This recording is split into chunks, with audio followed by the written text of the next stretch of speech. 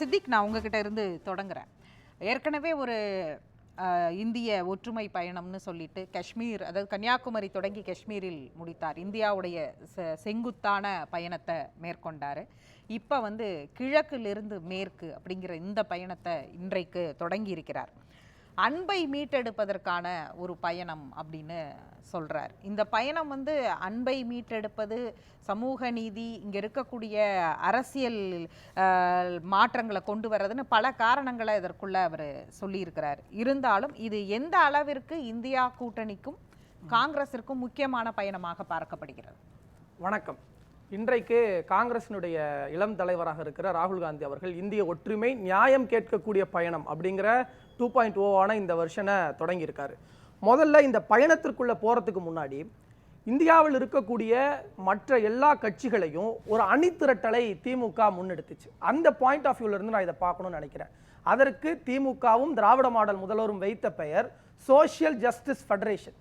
சமூக நீதியின்பால் எல்லாரும் வாங்க அப்படிங்கிற அறைகூவலை விடுத்து அந்த புள்ளியிலிருந்து தான் இந்தியா கூட்டணி அப்படிங்கிற இந்த இடத்துக்கு நிற்கிது.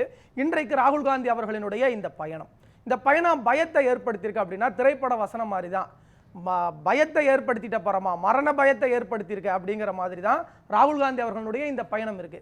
இதை சும்மா நம்ம போற போக்குல சொல்ல முடியாது. எப்படி நீங்க அது பயத்தை ஏற்படுத்தி அந்த புள்ளிக்கு தான் வரேன்.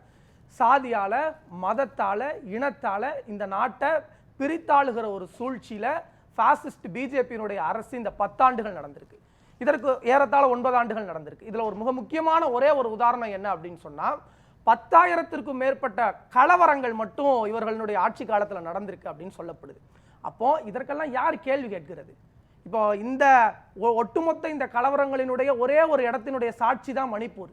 லட்சோப லட்ச மக்களினுடைய அங்க இருக்கக்கூடிய அந்த மக்களுக்கான கண்ணீருக்கெல்லாம் கேள்வி கேட்கக்கூடிய இடத்துல யார் இருக்கா அப்படின்னு பார்க்கும்போது, இன்றைக்கு மணிப்பூரில் நியாயம் கேட்கக்கூடிய பயணத்தை இந்திய கூட்டணியில் ஒரு அங்கமாக இருக்கிற ராகுல் காந்தி அவர்கள் தொடங்கி இருக்கிறார். இது எப்படி பயத்தை காட்டுச்சு அப்படின்னு சொன்னா, தனித்தனியா பிரிந்து இருக்கிற போது நம்ம மோடியை வாங்க மணிப்பூர்ல என்ன நடந்துச்சுன்னு பேச வாங்கன்னு கூப்பிட்டா பேச மறுத்தார்.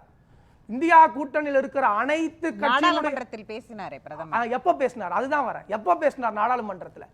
இந்தியா கூட்டணியில் இருக்கக்கூடிய அனைத்து கட்சியினுடைய தலைவர்களும் ஒருமித்த குரலாக, நாங்க உங்களுக்கு ஒத்துழையாமை தரமாட்டோம், உங்களுக்கு ஒத்துழைப்பு தரமாட்டோம், நீங்கள் மணிப்பூரை குறித்து பேசிதான் ஆகணும்னு அனைவரும் ஒரே புள்ளியில் நின்றதன் காரணமாக மரண பயம் அப்படிங்கிறது எந்த இடத்துல வருது? அனைவரும் ஒரே புள்ளியில் நிற்கிறார்கள் என்ற இடத்துல தான் அவர்களுக்கான பயம் வருது அப்படிங்கிற இடத்துல இருந்து நம்ம பார்க்க வேண்டியது இருக்கு. ரெண்டாவது, ராகுல் காந்தி பேசினார்னு சொன்னீங்க, அதுக்கு இன்னொரு கூடுதலான ஒரு தகவலையும் சொல்லிடுறேன். உச்சநீதிமன்றம் தலையிட்டு சந்திரசூட் அவர்கள் சூமோட்டாவா நான் இந்த கேஸை எடுத்து விசாரிப்பேன்னு சொன்னதுக்கு அப்புறம் தான் சாதாரண நாடாளுமன்ற வளாகத்துக்கு வெளியே பிரஸ் மீட்டை அவர் சந்திச்சார். இது அவர்களினுடைய ஆட்சி செய்கிறதுடைய லட்சணம். அது ஒரு பக்கம்.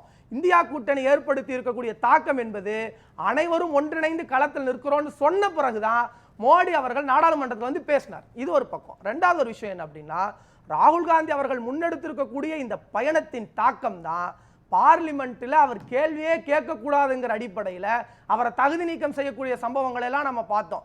அதற்கு அவர்கள் நீதிமன்ற உத்தரவுங்கிற காரணங்களை எல்லாம் சொல்லக்கூடியதையும் நம்ம பார்த்தோம். ஆனால் நமக்கு தெரியும் நீதிமன்றத்தில் இந்த வழக்கு எப்படிப்பட்ட வழக்கு, இதுக்கு இது தேவையா அப்படிங்கிற இடத்துல இருந்து நம்ம அணுக வேண்டியிருக்கு. ஆனால் ராகுல் காந்தி அவர்கள் பார்லிமெண்ட்டில் கேள்வி கேட்கக்கூடாது, இந்தியா முழுவதும் போய் மக்களின் பேராதரவை பாரத் ஜோடோ யாத்திராவின் மூலமாக, இந்திய ஒற்றுமை பயணத்தின் மூலமாக பெற்றிருக்கிறார் காரணத்தினால ராகுல் காந்தியின் மீது வைத்து அழுத்தமாக நம்ம பார்க்க கன்னியாகுமரியில கூட்டணி கட்சியாக திமுக முதலமைச்சர் அந்த இதுல கலந்துக்கிட்டாரு, போய் தொடங்கி வச்சாங்க. காஷ்மீர் வரைக்கும் கூட்டணி கட்சி தலைவர்கள் போனாங்க. இந்த பயணம் காங்கிரஸிற்கு, ஏன்னா இந்தியா கூட்டணிக்குன்னு நான் கேட்க மாட்டேன், அது இனிமேலுக்கு தான் தெரிய வரும், அது காங்கிரஸிற்கு அதன் பிறகு வந்த தேர்தல்கள்ல கை கொடுத்ததா பார்க்கிறீங்களா? இல்ல, இந்தியா கூட்டணிக்கு காங்கிரஸ்ங்கிறத கடந்து நான் இன்னொரு கருத்தை முன்வைக்கிறேன். இது பாதிக்கப்பட்ட மக்களுக்கான பயணம். இதை நம்ம தேர்தல் அடிப்படையிலேயே பார்க்க வேண்டியதில்லை. இப்போ பாரத் ஜோடோ யாத்திராவோ இந்தியா கூட்டணியோ எழுப்பக்கூடிய கோரிக்கைகள், கேள்விகள் எல்லாமே மக்களை சார்ந்து மக்களுக்கான கேள்விகளாக தான் நம்ம பார்க்க வேண்டியது இருக்கு. காங்கிரஸுக்கு இது மாற்றத்தை ஏற்படுத்தியிருக்கா அப்படிங்கிற கேள்வியை நீங்க கேட்குறீங்க. நான் ஒரு விஷயத்த மிக தெளிவாக சொல்லணும்னு நினைக்கிறேன். இந்த இந்தியா கூட்டணியும் சரி, இந்த பாரத் ஜோடோ யாத்திராவும் சரி, எப்படி நடத்த வேண்டும் அப்படிங்கிறத இந்தியாவிற்கு வழிகாட்டியாக இருக்கிற திராவிட மாடல் அரசு 2019 தமிழ்நாட்டில் நடத்தி காமிச்சுது. இன்னைக்கு பிஜேபியை எப்படி வீழ்த்தணுங்கிற இந்த இந்தியா கூட்டணியுடைய வியூகத்தை சக்சஸ்ஃபுல் ஃபார்முலா தமிழ்நாட்டிலிருந்து தொடங்கி இருக்கு. காங்கிரஸ், கம்யூனிஸ்ட், முஸ்லீம் லீக் உள்ளிட்ட விடுதலை சிறுத்தைகள் உள்ளிட்ட இன்னைக்கு இந்தியா கூட்டணியில் எப்படி இவர்கள் எல்லாம் சேருவார்கள்னு கேட்குறாங்கல்ல, அவங்களையெல்லாம் சேர்த்தி தமிழ்நாட்டில் தேர்தல் களத்தில் சந்தித்து பிஜேபி தமிழ்நாட்டில் ஒரு கட்சியோட கூட்டணியும் வச்சுது. அப்படி வைத்தும் கூட சட்டமன்ற தேர்தல் கூட்டணி வைத்து அவங்களால வெற்றி பெற முடியல, நாடாளுமன்ற தேர்தலில் தனித்து நின்று அவர்களால் வெற்றி பெற முடியலன்னு காரணம் பிஜேபியை கொள்கை ரீதியாக எப்படி எதிர்க்கணுங்கிற கருத்தியலும் திமுகவிற்கு தெரிந்திருந்தது. பிஜேபியை கூட்டணி வியூகத்தின் மூலமாக அரசியல் களத்தில் எப்படி எதிர்க்கணுங்கிற வியூகத்தை இந்தியாவிற்கு தமிழ்நாடு கற்றுக் கொடுத்திருக்கு. அதனுடைய தொடர்ச்சி, அதனுடைய சக்சஸ்ஃபுல் ஃபார்முலா தான் மிகப்பெரிய கூட்டணியை அமைத்து நாங்கள் எல்லா இடத்துலையும் வலிமையானவர்களும் சொல்றவங்கனால தமிழ்நாட்டுக்கு வர முடியல. இதை ராகுல் காந்தி அவர்கள் மிக அருமையா பார்லிமெண்ட்ல சொன்னார். அவரை நோக்கி கேள்வி கேட்கிற போது, you will never ever rule over Tamil Nadu, நீங்கள் எந்த காலத்திலும் தமிழ்நாட்டில் கால் வைக்க முடியாது. தமிழ்நாடு என்ன மாதிரியா இருக்கு அப்படிங்கிற மண் வேறு மாதிரி. ஆனா இந்த பயணம் தொடங்குற புள்ளி மணிப்பூர்ல ஒரு பிரச்சனை இருக்கு. அந்த பிரச்சனை 6 மாத காலத்திற்கு மேலாக இருக்கிறது. அதற்காக இந்தியாவே குரல் கொடுத்திருக்கிறது, எதிர்க்கட்சிகளும் குரல் கொடுத்திருக்கிறாங்க. அதை யாராலும் அந்த வீடியோ காட்சிகளை பார்த்த யாராலும் ஏற்றுக்கொள்ள முடியாது. இதெல்லாம் ஓகே. ஆனால் அந்த மணிப்பூர் சம்பவம் நடந்து நம்பிக்கையில்லா வாக்கெடுப்பு கொண்டு வரப்பட்டு பிரதமர் பேசி அதன் மீதான விவாதத்தில் கடைசியாக வந்து பேசி அதன் பிறகு ஒரு 5 மாநில தேர்தலும் நடந்திருக்கிறது. மக்களுடைய கருத்தை நம்ம நேரடியாக இந்த பயணம் தேர்தல் அரசியல்ல எதிரொலிக்குமான்னு கேட்டா இது மக்களை சந்திக்கிற பயணம் அப்படிங்கிறது அரசியல் கட்சி ரீதியா சொல்லலாம். ஆனா அது அறுவடை புள்ளிங்கிறது வந்து தேர்தலை தானே நம்ம கணக்கிட முடியும். அப்ப தேர்தலில் அது கை கொடுத்ததான்ற இடத்துல மணிப்பூருக்கும் இந்த 5 மாநில தேர்தலையும் நம்ம வைத்து பார்க்கும்போது மணிப்பூர் வேறொரு இடத்துல நடந்த மாதிரிலாம் இருக்கு. இல்லை, இது தேர்தலில் கை கொடுத்திருக்கா அப்படின்னு நீங்க கேள்வி கேட்டீங்க அப்படின்னு சொன்னா எல்லா விஷயத்திலையும் தேர்தல் பாயிண்ட் ஆஃப் வியூல மட்டுமே அணுக முடியாதுன்னு நான் சொல்றேன். மணிப்பூர் அப்படிங்கிற அந்த விஷயத்துல மட்டும் எடுத்துக்கங்க. பிஜேபியினுடைய அவங்களுடைய அட்மினிஸ்ட்ரேட்டிவ் ஃபெயிலியர் எப்படி இருக்கிறது மிக தெளிவா தெரியும். மற்ற மாநிலங்கள்ல சின்ன ஒரு குண்டூசி கீழே விழுந்தா கூட முதலமைச்சரை நோக்கி கேள்வி கேட்கக்கூடியவங்க பாஜக முதலமைச்சராக இருக்கக்கூடிய மணிப்பூர்ல பாஜகவினுடைய முதலமைச்சர் மீது என்ன கேள்வி கேட்டாங்க?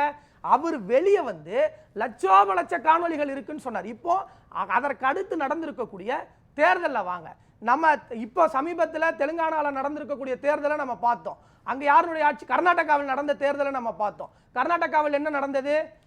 கர்நாடகாவில் இதற்கு முன்பு இருந்த ஆட்சியை வீழ்த்தி காங்கிரஸ் ஆட்சிக்கு வரலையா? அதற்கு காங்கிரசினுடைய இந்த யாத்திரைக்கு பிறகு நடந்த தேர்தல் தானே அது.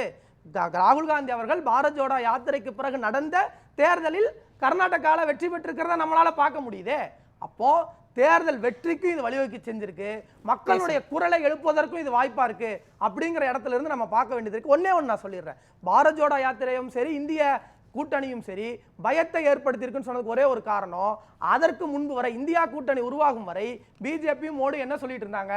நாங்க தனித்தே வெற்றி பெற்றுவோம், மோடிங்கிற ஒரு பிம்பம் போதுன்னு சொன்னாங்க. அதே சொல்றாங்க 5 மாநில தேர்தலுக்கு பிறகு ரொம்ப ஸ்ட்ராங்கா சொல்றாங்க தனித்து வெற்றி அதை சொல்லுவாங்க. ஆனா அவங்களுடைய செயல்பாடு எப்படி இருக்கு? கூட்டணி அமைந்த பிறகுதான் அவங்களும் நாங்களும் லட்டர்பாடு கட்சிகள் எல்லாம் கூப்பிட்டு வாங்க நாங்களும் ஒரு கூட்டணி வச்சிருக்கிறோம்னு மோடி அவர்கள் மிக முக்கியமான நிகழ்வுகளை எல்லாம் விட்டுட்டு கூட்டணி பேச்சுவார்த்தையில போய் கலந்து கொண்டாருங்கிற ஒரு விஷயம் இருக்கு.